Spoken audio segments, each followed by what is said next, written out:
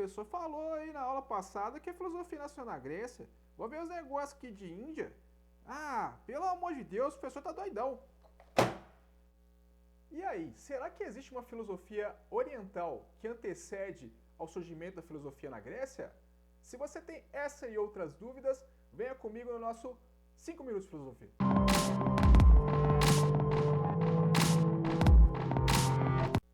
Então, pessoal, segundo um historiador da filosofia muito famoso chamado Jean-Pierre Vernant, a filosofia oriental, que alguns atestam que exista, né, que precede a filosofia grega, ela não deveria ser chamada de filosofia porque ela tem uma diferença básica.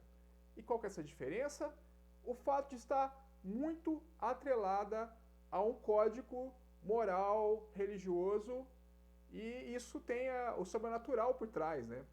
E por isso não seria filosofia. Por isso alguns chamam, né, este pensamento antigo e tal, que chegou pra gente, né, os caras deixaram escrito, de sabedoria oriental, né? Aí, né, eu posso citar aqui, né, pensadores como Confúcio, como Lao Tse, que tem umas obras que falam coisas muito interessantes sobre o comportamento, sobre a vida, sobre o que é ser bom, ser ético, etc. E existe também, né, alguns pensamentos nessa linha na tradição indiana. A gente vai falar hoje sobre os Sutras de Patanjal. Não confunda com aquele outro sutra, não. Sutra é uma coisa que quer dizer aforismos. Aforismos quer dizer, assim, pensamentos pequenos, né? É tipo um parágrafo, assim, com um pensamento interessante. Tem gente que acha que filosofia é só isso, inclusive, né? Ah, faz um pensamento aí, professor. Não, é um negócio mais complexo. Mas tem teor filosófico, de fato, né? Muitos desses aforismos, né? Que outros filósofos vão tratar isso no Ocidente depois. E esse também, né? Este texto específico, ele tem um viés filosófico mais forte e tal. É importante destacar que ele está altamente atrelado, né, à religião hindu, né, que é a predominante na Índia. Que, aliás, não é uma religião só, né? É um conjunto de religiões e tal, mas que todas elas aceitam um texto comum, né, que são os tais dos livros Vedas. E este sutra que a gente está falando, ele é tributário dessa tradição, né, hindu. Este Patanjali, segundo uma lenda que tem em cima dele, ele na verdade seria um deus, né, metade serpente que veio para a Terra e tal, para trazer para os seres humanos a prática do yoga, que seria uma forma que faria com que a gente vivesse melhor. Mas fato é que esse sujeito viveu, de fato, lá na Índia, em algum tempo entre 200 a.C. e 200 depois de Cristo.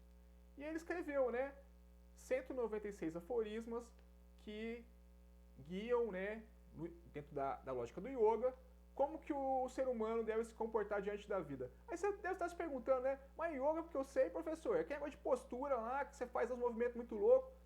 Cara, realmente, inclusive eu acho que eu me quebraria todo se eu fizesse esse negócio aí, tal. Só que o yoga também, ela tem uma filosofia por trás. É que nem luta, saca? Quando você vai lá lutar, sei lá, judô, você não pode sair dando golpe pros outros na rua, jiu-jitsu. O teu mestre vai e te enforca se você for brigar na rua. A mesma coisa acontece com o yoga, tem toda uma doutrina que a pessoa segue para a vida, sabe? É uma forma de encarar o mundo. E os princípios do yoga, eles estão expressos nessa obra, que é muito interessante. E tem uma visão de mundo muito parecida com outras filosofias que a gente vai encontrar no Ocidente. Então, de certo modo, é injusto você desqualificar esse tipo de doutrina, sendo que muitas vezes a filosofia chega nesse ponto comum. Inclusive, existe uma filosofia cristã, né, pessoal? Existe uma filosofia judaica. Enfim, existem filosofias atreladas a outros códigos religiosos depois do surgimento da filosofia e elas são tidas como valor, né? E o que essa filosofia em particular ela diz? Ela é uma especulação contra certos aspectos negativos da realidade. Não que seja uma fuga total do mundo, mas existem certos aspectos que você deve evitar, que não é bom, sabe? Como, por exemplo, ganância. Ganância é uma coisa ruim pra caramba. Como, por exemplo, a ira. Você ficar bravo e tal, vai te impedir de um outro princípio também que ele busca, né?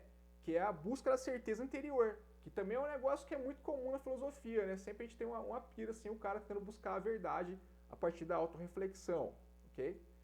Existe um outro princípio também que é muito interessante, que é o princípio da não agressão.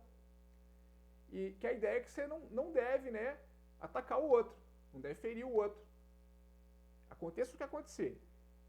Isso tudo, inclusive, vai ter a influência em movimentos muito mais recentes na história. Por exemplo, Mahatma Gandhi, né, aí no século XX, vai defender a independência da Índia diante da Inglaterra a partir da ideia de desobediência civil, que ela também se fundamenta nesse princípio da não agressão. Então esse tipo de ideia, ela vai ter repercussão por séculos e séculos e tal, vai ser muito importante para a tradição deles e também, inclusive, para pensadores ocidentais.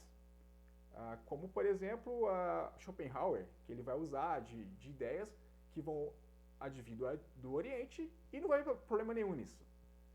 Bom, pessoal, é isso que eu tinha para falar por hora. Até a próxima. Tchau!